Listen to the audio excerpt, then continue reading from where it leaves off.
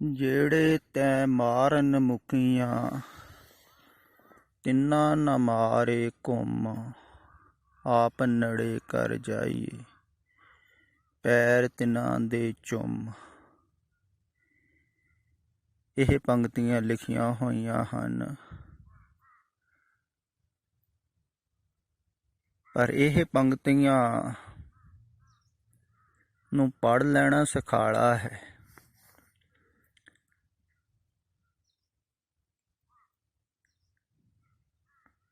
ਪਰ ਸਮਝਣਾ ਬਹੁਤ ਕਠਿਨ ਹੈ।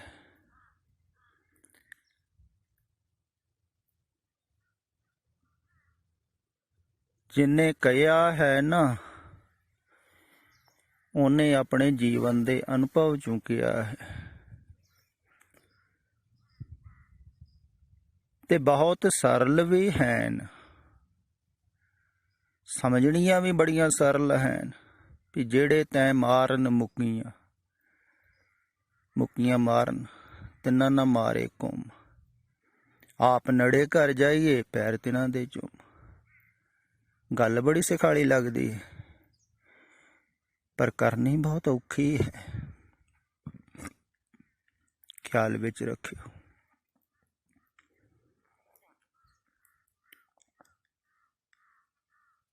पर का बुरा न रखो चीत, तुमको दुख नाही पाई मीत।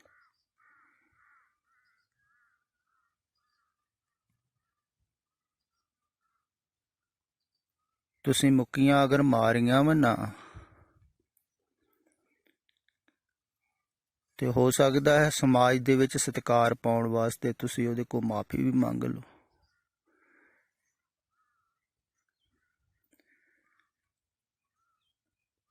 पर अगर तुसी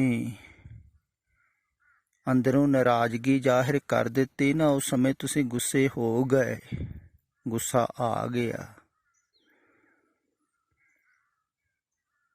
ते गुस्सा किवें आया भी तुहाडे अंदर बुराई आ गई, मारन दा ख्याल आ गया। बुरा तो सोच ही लिया ना, कीता नहीं, मारिया नहीं, सोचिया। सोचण दे नाल गुस्सा आ गया, पर रोक लिया अपने आप नूं भी लोग की कहणगे। एडा धार्मिक आदमी, इन्ना सूझवान, इन्ना समझदार,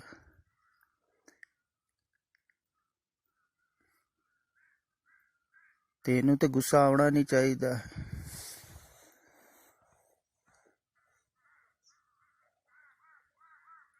तो गुस्से नूं रोक लिया। रोकिया क्यों? लोक लाज वास्ते, लोग की कहणगे।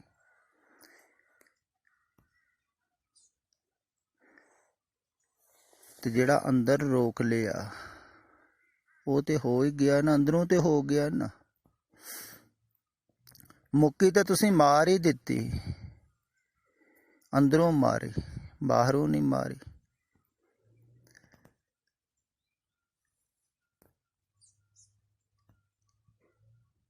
जिन्ना चिर हां है ना, मैं है, उन्ना चिर तुसी कुछ भी करोगे,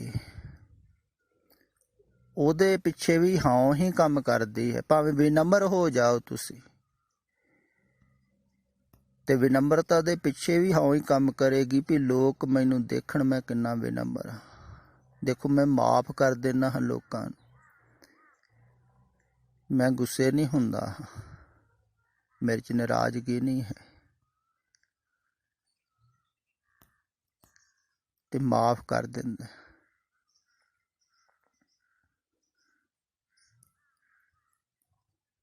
ਤੇ ਬਾਹਰੋਂ ਦੇਖਣ ਨੂੰ ਤੇ ਲੱਗੇਗਾ ਬੜਾ ਵਿਨਮਰ ਹੈ, ਤੇ ਹੋ ਸਕਦਾ ਹੈ ਵਿਨਮਰਤਾ ਦੇ ਕਰਕੇ ਹੀ ਹੰਕਾਰ ਦੀ ਪੂਰਤੀ ਕਰ ਰਿਹਾ ਹੋ, ਤੇ ਬਹੁਤ ਕਰਦੇ ਹਨ। ਮੈਂ ਐਸੇ ਦੇਖੇ ਹਨ, ਮੇਰੇ ਕੋਲ ਵੀ ਬਹੁਤ ਰਹੇ ਐਸੇ ਲੋਕ ਜਿਹੜੇ ਵਿਨਮਰ ਸਨ। ਇਸ ਕਰਕੇ ਵਿਨਮਰ ਸਨ ਤੇ ਲੋਕ ਸਤਿਕਾਰ ਕਰਦੇ ਹਨ, ਬੜੇ ਵਿਨਮਰ ਹਨ, ਕੁਛ ਬੋਲਦੇ ਨਹੀਂ, ਕਿਸੇ ਨੂੰ ਝਿੜਕਦੇ ਨਹੀਂ, ਕੁਛ ਟੋਕਦੇ ਨਹੀਂ, ਸਾਧੂ ਪੁਰਸ਼ ਹਨ। ਤੇ ਸਾਧੂ ਪੁਰਸ਼ ਹੋਣ ਦਾ ਮਜ਼ਾ ਤੇ ਲੈਣਾ ਹੀ ਹੈ ਨਾ।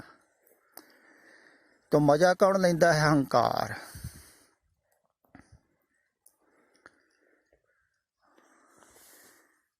ਦਰਅਸਲ ਅਗਰ ਤੁਸੀਂ ਹਉ ਨੂੰ ਸਮਝ ਲਓ ਨਾ, ਹਉਮੈ ਬੂਝੈ ਤਾਂ ਅੰਦਰ ਸੂਝੈ, ਗਿਆਨ ਵੀ ਹੋਣਾ ਕਥ ਕਥ ਲੂਝੈ।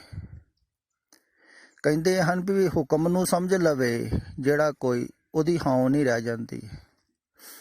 ਨਾਨਕ ਹੁਕਮੇ ਜੇ ਬੁੱਝੇ ਤਾਂ ਹਉਮੈ ਕਹੇ ਨਾ ਕੋਈ। ਪਰ ਹੁਕਮ ਨੂੰ ਸਮਝਣਾ ਬੜਾ ਔਖਾ ਹੈ। ਤੇ ਮੈਂ ਦੂਸਰੇ ਪੱਖ ਦੀ ਵਿਚਾਰ ਕਰ ਰਿਹਾ ਹਾਂ ਤੁਹਾਡੇ ਨਾਲ ਵੀ ਉਹ ਜਿਹੜਾ ਪਹਿਲਾ ਪੱਖ ਹੈ ਨਾ, ਉਹ ਸ਼ੁਰੂਆਤ 'ਚ ਕਿਹਾ ਹੈ ਬਾਬੇ ਨਾਨਕ ਨੇ, ਉਹ ਕਠਿਨ ਹੈ ਥੋੜ੍ਹਾ ਜਿਹਾ।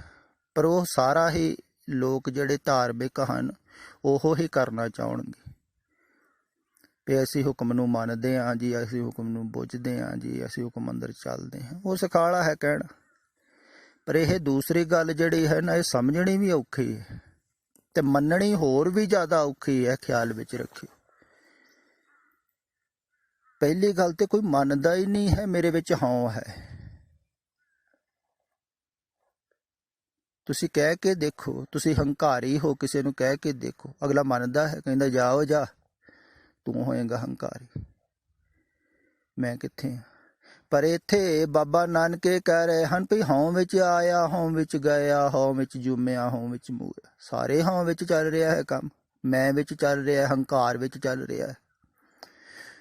ਫਿਰ ਹਉ ਵਿੱਚ ਸਚਿਆਰ ਕੂੜਿਆਰ, ਹਉ ਵਿੱਚ ਪਾਪ ਪੁੰਨ ਵਿਚਾਰ, ਸਭ ਕੁਛ ਹੀ ਹਉ ਵਿੱਚ ਹੋ ਰਿਹਾ। ਪਰ ਕੋਈ ਮੰਨੇਗਾ? ਕੋਈ ਮੰਨਦਾ ਹੈ ਮੇਰੇ ਵਿੱਚ ਹਉ ਹੈ? ਪਹਿਲੀ ਗੱਲ ਤੇ ਸਵੀਕਾਰ ਕਰਨੀ ਔਖੀ ਹੈ ਨਾ ਵੀ ਮੈਂ ਹੰਕਾਰੀ ਹਾਂ।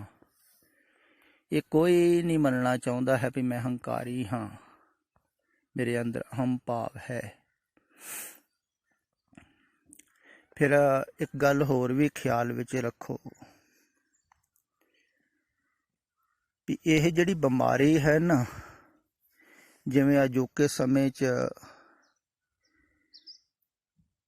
ਬਿਮਾਰੀ ਫੈਲੀ ਹੋਈ ਹੈ, ਕੋਰੋਨਾ ਵਾਇਰਸ, ਤੇ ਕਹਿੰਦੇ ਹਨ ਇਹ ਵੀ ਛੂਤ ਦੀ ਬਿਮਾਰੀ ਹੈ। ਇੱਕ ਦੂਸਰੇ ਦੇ ਨੂੰ ਛੂਹਣ ਦੇ ਨਾਲ, ਕੋਲ ਰਹਿਣ ਦੇ ਨਾਲ ਫੈਲਦੀ ਹੈ। ਇਵੇਂ ਅਹੰਕਾਰ ਵੀ ਐਸੀ ਹੀ ਬਿਮਾਰੀ ਹੈ। ਇਹ ਛੂਤ ਦੀ ਬਿਮਾਰੀ ਹੈ। ਇਹ ਵੀ ਲਾਗੇ ਲੋਕ ਹੋਣ ਤੇ ਜ਼ਿਆਦਾ ਵੱਧਦੀ ਹੈ। ਫਿਰ ਦੂਸਰੀ ਗੱਲ ਇੱਕ ਹੋਰ ਵੀ ਨੋਟ ਕਰਨ ਵਾਲੀ ਹੈ ਵੀ ਇਹ ਜਿਹੜੀ ਬਿਮਾਰੀ ਹੈ ਨਾ,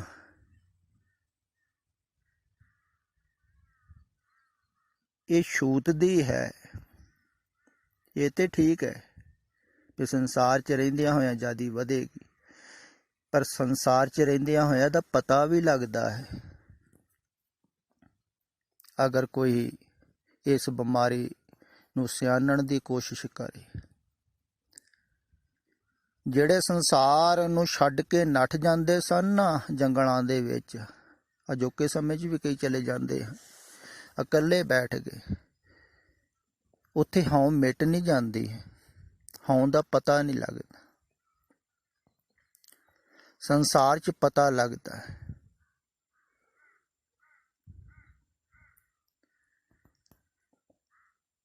ਤੇ ਸੰਸਾਰ ਨੂੰ ਛੱਡ ਕੇ ਨੱਠ ਗਏ ਤੇ ਉੱਥੇ ਕਸੌਟੀ ਨਹੀਂ ਹੈ ਬਾਹਰ, ਪਤਾ ਕਿਵੇਂ ਲੱਗੂਗਾ? ਨਾ ਕਿਸੇ ਨੇ ਗਾਲ ਕੱਢਣੀ, ਨਾ ਕਿਸੇ ਨੇ ਬੁਰਾ ਭਲਾ ਬੋਲਣਾ, ਨਾ ਕਿਸੇ ਨੇ ਮੁੱਕੀਆਂ ਮਾਰਨੀਆਂ, ਨਾ ਕਿਸੇ ਨੇ ਝਿੜਕਣਾ, ਨਾ ਕਿਸੇ ਨੇ ਅਪਮਾਨ ਕਰਨਾ, ਇਕੱਲਾ ਬੈਠਾ ਹੋਇਆ।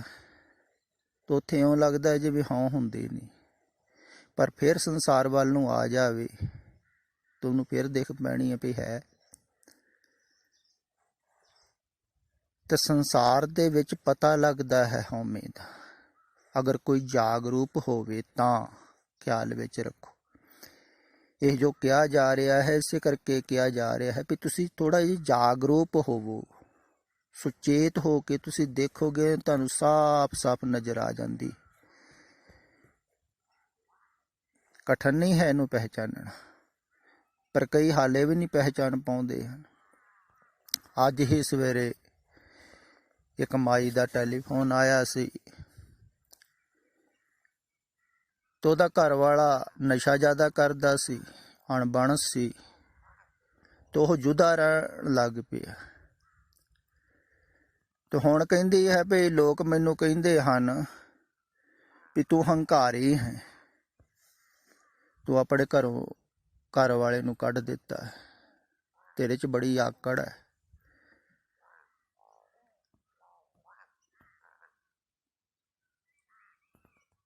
ਤੇ ਉਹ ਕਹਿੰਦੀ ਵੀ ਲੋਕ ਇਉਂ ਕਹਿੰਦੇ ਹਨ ਵੀ ਮੈਂ ਹੰਕਾਰੀ ਹਾਂ, ਪਰ ਉਹਨੂੰ ਇਹ ਨਹੀਂ ਸਮਝ ਵਿੱਚ ਆ ਰਹੀ ਹੈ ਗੱਲ ਵੀ ਅਗਰ ਤੈਨੂੰ ਨਾਰਾਜ਼ਗੀ ਹੋ ਰਹੀ ਹੈ ਨਾ ਲੋਕਾਂ ਦੀ, ਵੀ ਲੋਕ ਕਹਿ ਰਹੇ ਹਨ ਤੂੰ ਹੰਕਾਰੀ ਹਨ, ਤੇਰੇ 'ਚ ਆਕੜ ਆ ਗਈ,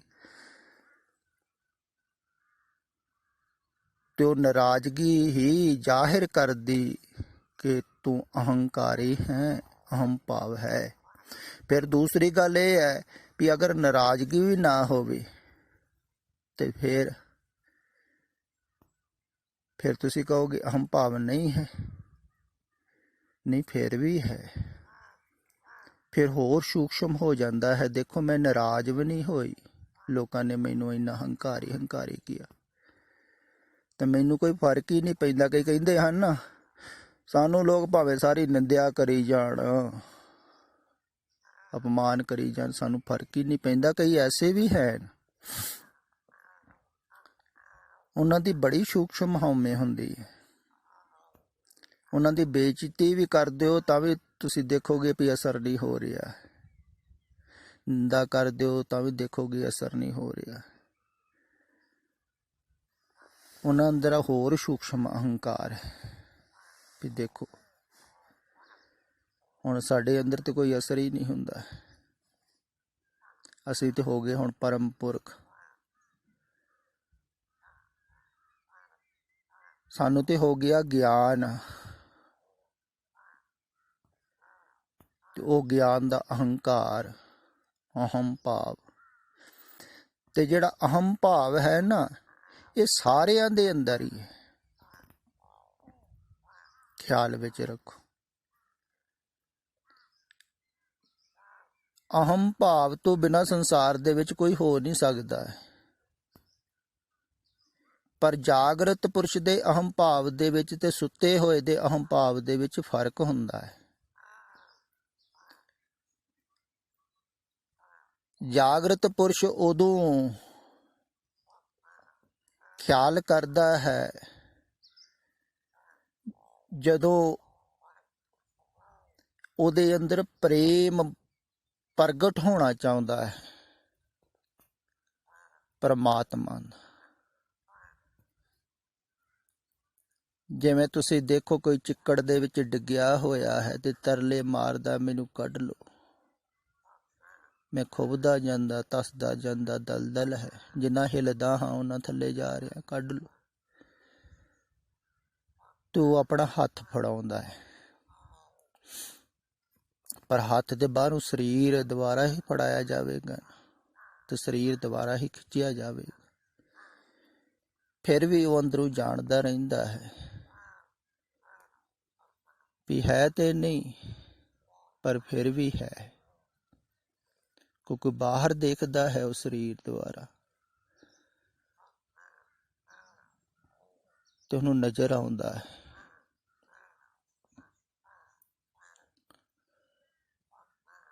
ਪਰ ਅੰਦਰੋਂ ਦੇਖਦਾ ਹੈ ਤੇ ਉਹਨੂੰ ਇੱਕ ਦਾ ਹੀ ਖੇਲ ਵੀ ਨਜ਼ਰ ਆਉਂਦਾ ਹੈ। ਤੇ ਜਿੰਨਾ ਚਿਰ ਸਰੀਰ ਹੈ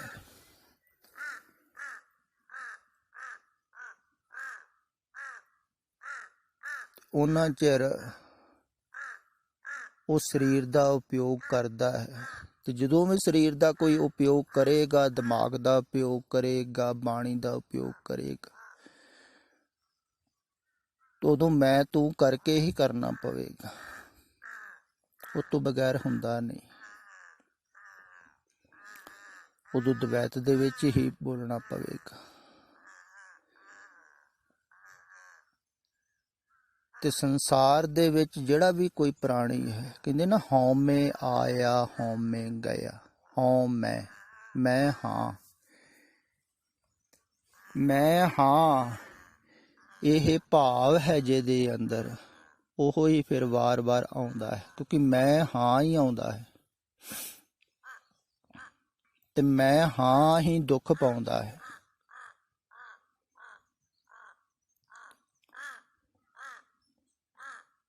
ਮੈਂ ਅਗਰ ਮੈਂ ਹੈ ਹੀ ਨਹੀਂ ਤਾਂ ਦੁੱਖ ਕਿਵੇਂ ਪਾਓਗੇ ਤੁਸੀਂ ਸੰਸਾਰ ਦੇ ਵਿੱਚ?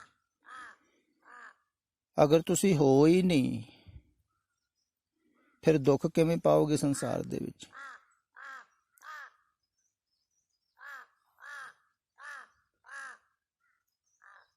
ਤੁਸੀਂ ਹੋ ਤੇ ਦੁੱਖ ਪਾਉਂਦੇ ਹੋ,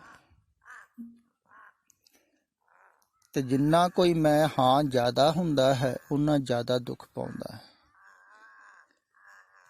ਤੇ ਜਿਹੜੇ ਪਰਮ ਪੁਰਖ ਹਨ ਉਹ ਸੁੰਨ ਹੋ ਜਾਂਦੇ ਹਨ, ਜ਼ੀਰੋ ਹੋ ਜਾਂਦੇ ਹਨ, ਮਿਟ ਜਾਂਦੇ ਹਨ, ਅੰਦਰੋਂ ਜਾਣਦੇ ਹਨ ਵੀ ਹੈ ਤੇ ਕੁਛ ਵੀ ਨਹੀਂ।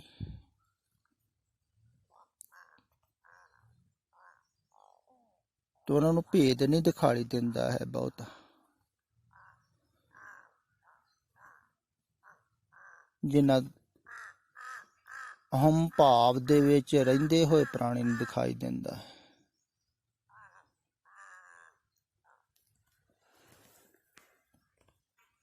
ਤੇ ਉਹ ਅਭੇਦ ਨੂੰ ਖਿਆਲ ਵਿੱਚ ਰੱਖਦੇ ਹਨ, ਧਿਆਨ ਦੇ ਵਿੱਚ ਰਹਿੰਦਾ ਹੈ ਉਹਨਾਂ ਦੇ, ਉਹ ਜੀਂਦੇ ਹਨ ਉਹਦੇ ਵਿੱਚ, ਤੇ ਉਹਨਾਂ ਨੂੰ ਕੋਈ ਅਸਰ ਨਹੀਂ ਹੁੰਦਾ ਹੈ ਸੰਸਾਰ ਦਾ।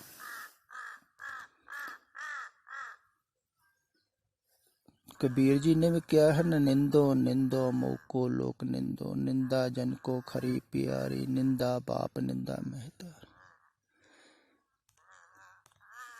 पर वो इस करके निंदो निंदो नहीं कह रहे हैं भी उन्होंने मजा आ रहा है, कई मजा भी लेंदे हैं निंदा दे विच।